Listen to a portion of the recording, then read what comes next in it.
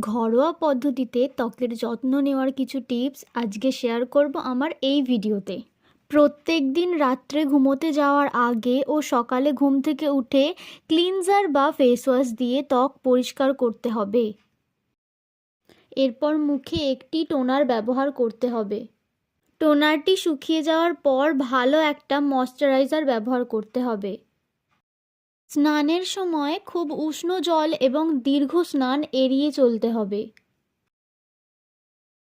শক্তিশালী বা বেশি ক্ষারযুক্ত সাবান ত্বকের জন্য খুব ক্ষতিকর, তাই এই ধরনের সাবান এড়িয়ে চলাটাই ভালো। বাইরে বেরোনোর আগে অবশ্যই একটি সানস্ক্রিন ব্যবহার করতে হবে। রাত্রে ভালোভাবে ত্বকে ফেস ওয়াশ করার পর একটি ময়শ্চারাইজার বা নাইট ক্রিম ব্যবহার করা খুব দরকার। ত্বকের যত্ন নেওয়ার ক্ষেত্রে সবচেয়ে গুরুত্বপূর্ণ বিষয়টি হলো পর্যাপ্ত পরিমাণে জল পান করতে হবে। আর এরকমই আরও ভালো ভালো টিপস পাওয়ার জন্য আমার চ্যানেলটিকে সাবস্ক্রাইব করতে ভুলবেন না এবং ভিডিওটিকে অবশ্যই একটি লাইক করবেন।